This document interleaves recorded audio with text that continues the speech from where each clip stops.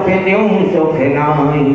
जिस समय मां ने भगवान को कोसा, भगवान से कहा, ध्रुव बोला मां रोने से काम नहीं चलेगा, हमें बताओ पिता कौन है।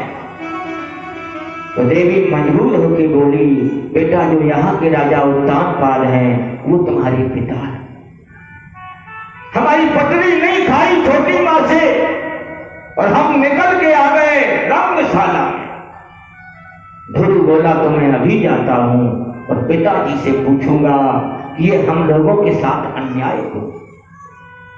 चल पड़ा, मां चिल्लाई, बहुत रोका, लेकिन बालक नहीं माना, क्योंकि वो क्या है हृदय में कि हमारे पिता नहीं है, समाज क्या कह रहा है। चल पड़ा ध्रुव और सीधा दरबार में पहुंचा, राजा के सामने घूमने लगा। राजा आसन पर बैठे थे, अपने पुत्र ध्रुव को देखा तो भूल गए, छोटी रानी को भूल गए, बरबस हाथ आगे बढ़े और अपने बालक को उठाकर गोदी पे रख लिया। दुलार करने लगे, पुचकारने लगे, चुम्बन लेने, सहलाने लगे। ध्रुव को कुछ शांति मिली कि कम से कम मेरा पिता हमसे दुलार कर रहा है। राजा भी खुश थे, चलो बहुत दिन के बाद सही, 5 साल के बाद आया है, लेकिन आया तो लाओ अच्छी भर के दुलार कर लें। उसी समय छोटी रानी आई और बालक को दुलार करते देखा तो पहले तो राजा पे झल्लाई और फिर ध्रुव का हाथ पकड़ के जमीन पे फेंक दिया। ध्रुव जमीन पे गिरा, छटपटाने लगा, राजा की ओर देखने लगा, रानी की ओर देखने लगा तो रानी झल्लाते हुए कहती, अरे पूत अभागिन के भय गोदी चाहे खेल, तू तो अभागिन का बेटा है, इस गद्दी पर तुझे बैठने का अधिकार नहीं और इस गद्दी पे बैठना चाहता है।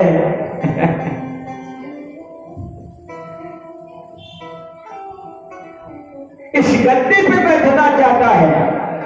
चलो तुम्हारे यार पड़ोसी है तो तुम नहीं कर सका।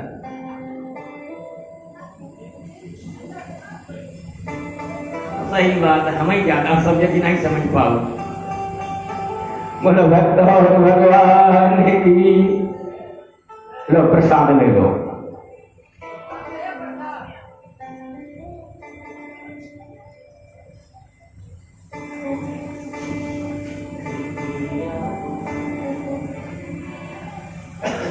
बोलो भक्त और भगवान की जय हो।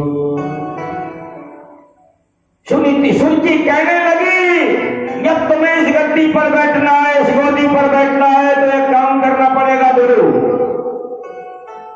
लालसा तुम्हारे अंदर प्रबल है गोदी में बैठने की, तो जाओ, मेरा आदेश है, पहले जंगल जाओ, एकांत ढूंढ के तपस्या करो उस परम पुरुष परमात्मा की। तपसा आराध पुरुषम वही तस्सैव अनुग्रहेण। पहले तपस्या करो, उन्हें प्राप्त करो और फिर उनसे वरदान मांगो कि मैं मैया ये शरीर छूट जाए और मैया सुरती के गर्भ से मेरा जन्म हो, तब तुम्हें गद्दी पर बैठने का अधिकार मिलेगा। जाओ, पहले इतना काम करके आओ। ध्रुव ने पिता की ओर देखा, शायद कुछ कहने, सब झुकाए बैठे हैं। नारी विवश नर सकल कुशल। आंख नहीं उठी, देवी जी झल्ला रही थी। ध्रुव ने देखा, सोचा पिताजी तो नर्वस है, मां के सामने ये शब्द नहीं बोल पाए तो हमारे लिए क्या कहेंगे। चुपचाप उठा और रोते हुए अपने मां के पास आया। साथ के जो बच्चे थे वो भी दुखी थे। ध्रुव भैया का अपमान किया है छोटी मां ने। मां के सामने आके फूट फूट के रोया। मां ने पूछा, बेटा क्या हुआ? तो ध्रुव की आवाज नहीं निकल रही, इतना क्रोध है मन में। रुदन और क्रोध दोनों एक साथ, तो आवाज कुसंगी बालक थे वो बताने लगे, माँ मैं बताऊं? बोले हाँ बेटा। बोले माँ तू शपथन्या सदुरुक्त विद्वा अश्वशं रोषा दंड धरो यथा अहि। जैसे किसी काले नाम को डंडे से मारो, मरे नहीं घायल हो, फिर वो जैसी फंकारे क्रोध में भरता है उसी प्रकार से ध्रुव भी फंकारे भर रहा था। और दंड क्या था? बोले माँ तू शपथन्या, जो छोटी माँ है उसके कट वचन हैं जो तीर के समान लगे हैं इसके हृदय में। सरसैया के दोहरे जीव नामिक की थी, देखत में छोटे लगे घाव करे गंभीर। तो महाराज छोटे माँ की जो वचन थे वो गंभीर घाव कर गए। ध्रुव से कहा माँ ने, बेटा वो माँ है। ध्रुव वाला माँ कुछ नहीं, वो काय की माँ। और फिर वो हमें कौन होती है आदेश करने वाली? जंगल जाओ तपस्या करो, सीधे सीधे हमें आदेश कर दिया। वो कौन होती है?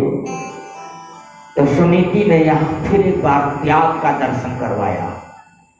सोचा कि यदि हमने बेटे का पक्ष ले लिया तो इसके मन में पिता और छोटी मां के लिए सारे जीवन के लिए बैर कर जाएगा। पिता के प्रति इसके मन में बगावत हो जाएगी। अभी तो बालक है, जब बड़ा होगा तो मेरे पति का जीवन संकटमय हो जाएगा, ग्रह कले बना रहेगा। तो आज सुनीति ने फिर त्याग का परिचय दिया और बोली, बेटा माँ तो माँ होती है, माँ कभी अनुचित नहीं करती। यदि उसने तुम्हें आदेश दिया है तो वो तुम्हें सिरोधार है। माँ का विरोध करना बच्चे का काम नहीं। जो माँ ने कहा वो तुम्हें मानना चाहिए, डांटा है तो सहन करना चाहिए, क्योंकि माता पिता की मार भी अनुकूल होती है। कैसी? बोले जैसी कुम्हार की होती है, खवा के अंदर हाथ लगा के अंदर हाथ सहार दे, बाहर बाहर था, इसलिए वो माँ है। ध्रुव बोला, माँ तुम भी पक्ष ले रही हो तो मैं तुम्हारी चरणों की सौगंध खा के कहता हूं कि अब तभी लौटूंगा जब उस परम पिता को प्राप्त कर लूंगा। ओहो, क्षत्रिय कुमार प्रतिज्ञा कर गया, मरना स्वीकार है, पांव पीछे हटाना स्वीकार नहीं, क्योंकि क्षत्रिय को छटना पड़ा। अहो क्षत्रिय तेजाम, क्षत्रिय का तेज ही अलग है। जरा सा मान भंग हो गया और तपस्या के लिए चल पड़ा। मां रोकती रही लेकिन ध्रुव नहीं माना। तो मां ने कहा, बेटा ऐसे मत जाओ, पहले छोटी माँ के पास जाओ, प्रणाम करना और कहना, माँ हमें आशीर्वाद दो, तुम्हारे आदेशानुसार हम तपस्या करने जा रहे, हमें सफलता मिले। सोचा माँ ने कि शायद ध्रुव लौट के जाएगा, छोटी माँ को प्रणाम करेगा तो उसका हृदय पसीज जाएगा, क्योंकि वो भी तो एक माँ है। ममत्व जागेगा तो सोचेगी कल तो गुस्सा में कह दिया, लेकिन आज ठंडे मूड में होगी तो जरूर कह देगी कि बेटा हमने गुस्सा में कह दिया, तुम छोटे हो, अभी जंगल ना जाओ। माने सुनीति भी अपने फल को भगवान के भरोसे देख रही।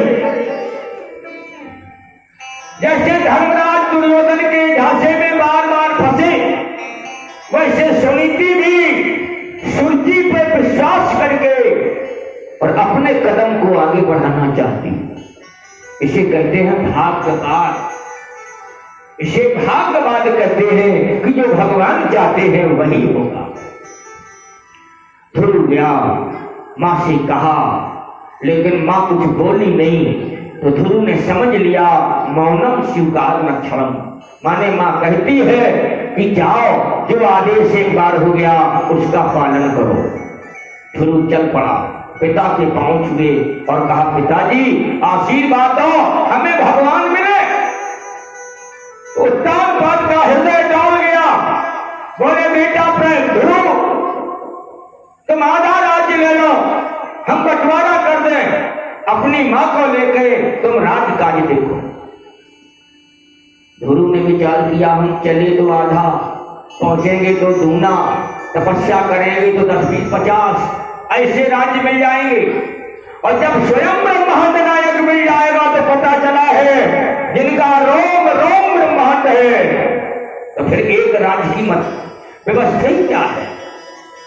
तो हम स्वार्थी की तरह से एक मोहर के पीछे राज नहीं छोड़ेंगे, हम खजाना नहीं छोड़ेंगे। ध्रुव चल पड़ा। रास्ते में बाबा नारद मिले, बोले बेटा कहाँ जा रहे? बोले तपस्या करने। बाबा नारद ने कहा, तपस्या इतना बड़ा खेल है जो तुम करने चल पड़े? इस आयु में बच्चे क्रीडना दिशु शक्तस्य क्रीडना दिशु, अरे खेल में बच्चों की आसक्ति होती है। यत् प्रसादम सापै पुंसाम दुराराध्यो मतोमम। ए गुरु, जिस मार्ग पे तुम जा रहे हो बहुत कठिन मार्ग है, ऐसा मेरा मत है। तुम छोटे हो, जंगल में दैत्य हैं, खा जाएंगे, जंगली जानवर हैं, खा जाएंगे, बढ़िया जब लपट चलेगी आंसू के साल जैसी, कैसे गर्मी में बचोगे? ठंड पड़ेगी, हार जमाने वाली, कैसे संभालोगे? वर्षा होगी, कैसे बचोगे? बच्चों का खेल नहीं बेटा। यह प्रसादम सावै पुंसाम, जिस मार्ग पे जा रहे हो बहुत दुष्कर है। ध्रुव बोले बाबा तुम बहुत गलत आ गए बीच में, हम धर्म के काम में आगे बढ़े हैं, भगवत प्राप्ति के लिए आगे बढ़ गए और तुम रोड़ा बन गए। बाबा ये रास्ता है, निकल जाओ, हमें भयभीत मत करो, भयभीत मत करो। सच है, आज भी समाज में कुछ लोग ऐसे होते हैं कि तुम धर्म के लिए धर्म के काम के लिए आगे बढ़ो तो बीच में रोड़ा बन जाते, स्वयं तो साथ न दे करके दूसरे को भी समझाते, चक्कर में न पड़ो, चक्कर में न पड़ो। ध्रुव ने कहा बाबा नारद तुम तो संत हो और हमें लक्ष्य से भटका रहे हो। ध्रुव बाबा ने कहा मन में, ये बालक जरूर भगवान को प्राप्त करेगा, हम गुरु बने और चाहे न बने। तो सोचे लाओ हम गुरु बन जाए तो एक नाम और बढ़ जाएगा कि ध्रुव के गुरु बाबा नारद, और ध्रुव जिसे मिले उसे भगवान जरूर मिले। क्योंकि बाबा नारद के लिए एक शब्द बोला जाता है देव दर्शना, यदि बाबा नारद मिल गए तो भगवान जरूर मिलेंगे। तो बोले बेटा गुरु किया? बोले हम जानते ही नहीं गुरु होता क्या है। अरे बोले गुरु रास्ता बताता, भगवान कैसे मिलेंगे? मंत्र बताता, उसी का जाप करना पड़ता तभी भगवान मिलते। गुरु बोले कहाँ मिलेगा? बोले हम ही को बना लो।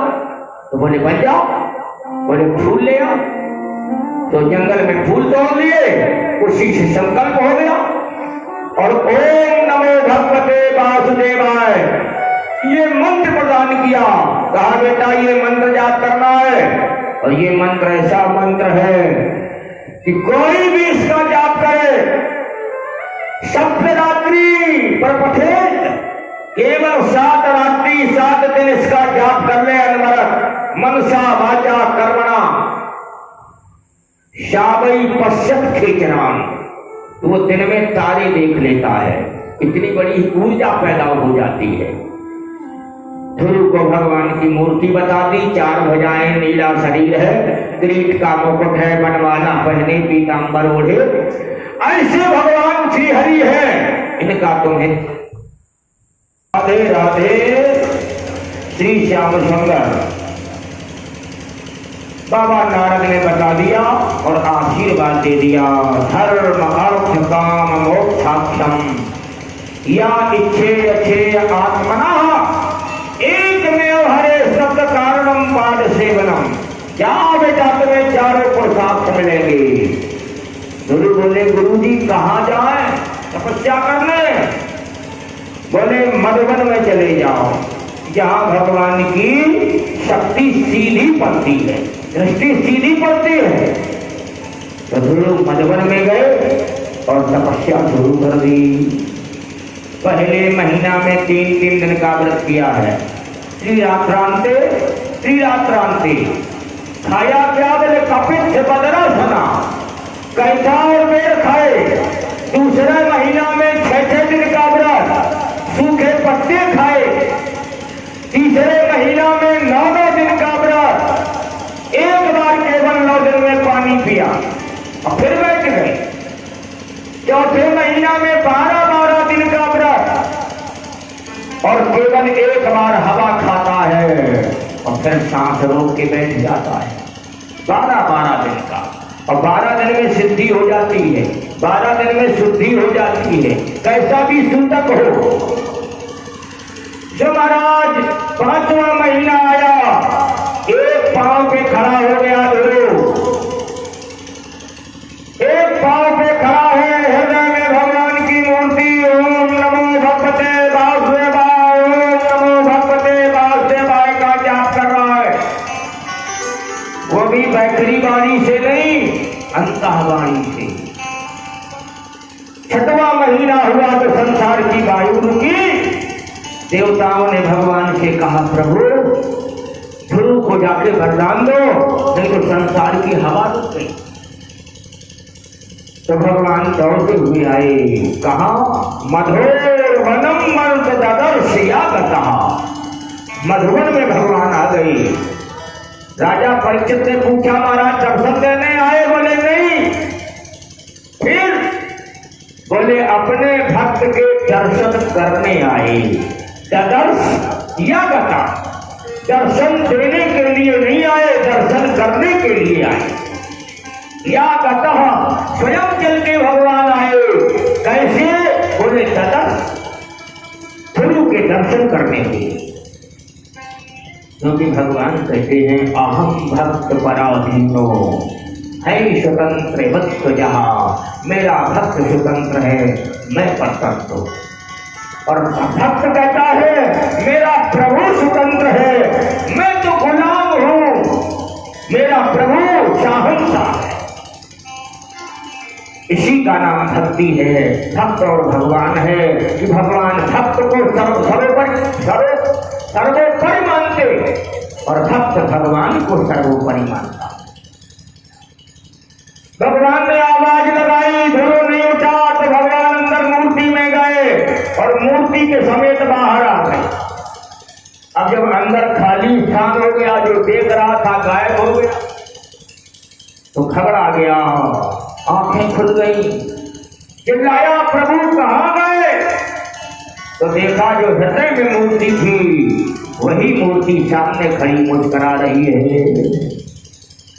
जागी रही भावना जैसी, प्रभु मूरत देखी दिन तैसी। जो हृदय में मूर्ति बनाई है गुरु ने, उसी मूर्ति में समाहित होकर भगवान सामने प्रकट हुए हैं। आप भी जिस भगवान को जिस रूप में देखते हैं, भगवान आपको उसी रूप में मिलेगा, उसी रूप में मिलेगा। बस केवल भगवान भक्त के भाव को देखते हैं और भाव के अनुसार ही फल देते हैं। तो महाराज गुरु ने सामने देखा, प्रणाम किया, स्तुति करना चाहता है, लेकिन ज्ञान नहीं है। क्यों? बोले पढ़ा लिखा नहीं है, ज्ञान नहीं है, पढ़ा लिखा नहीं है।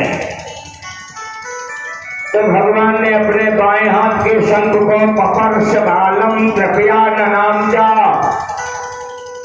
गुरु के कान से अपने बाएं हाथ के शंख का स्पर्श कर दिया और जैसे ही स्पर्श किया तो जैसे भगवान है ज्ञान अखंड एक सीतावर, ज्ञान अखंड एक सीता टावर और दुनिया में जितने ज्ञानी सब खंड ज्ञान है, लेकिन भगवान अखंड ज्ञान है। तुम्हारा गुरु के अंदर भी अखंड ज्ञान उत्पन्न हो गया, और जब ज्ञान उत्पन्न हो गया तो हाथ जोड़ के बोला, प्रभु अब हम तुम्हें क्या भेंट करें? क्यों?